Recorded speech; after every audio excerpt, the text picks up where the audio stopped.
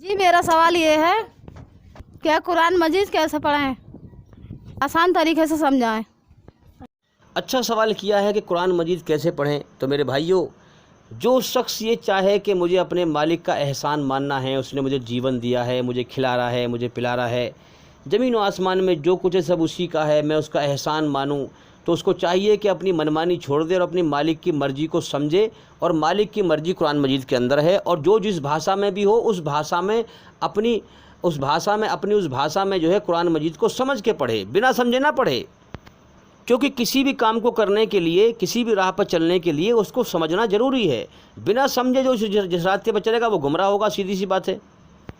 तो आज हम मुसलमानों का हाल देख रहे हैं कि बिना समझे जो है धर्म पर चल रहे हैं। नमाज पढ़ना, बिना समझे नमाज पढ़ते हैं, बिना समझे रोज़े रखते हैं। तो भाई बिना समझे का कोई रास्ता नहीं होता, याद रखें।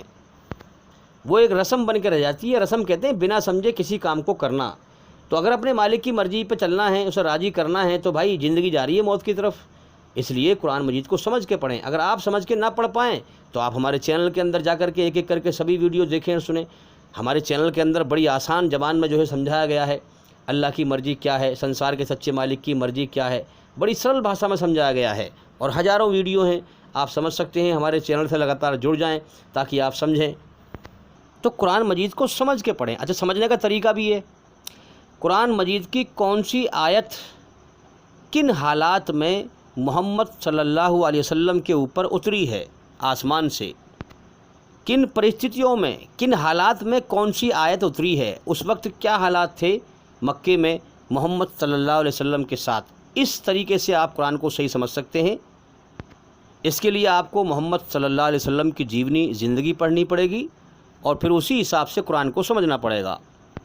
और दूसरी बात यह है कि कुरान मजीद को पढ़ने के लिए सिर्फ कपड़ों का साफ़ होना ज़रूरी नहीं है, बल्कि सबसे पहले मन का साफ़ होना, मन का शुद्ध होना ज़रूरी है।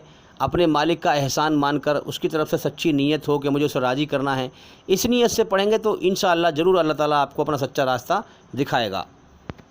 अगर आप नहीं पढ़ सकते तो फिर आप लोगों से अल्लाह की मर्ज़ी पूछें हैं कि भाई फ़लाँ मामले में अल्लाह की मर्ज़ी क्या है, फ़लाँ मामले में क्या है।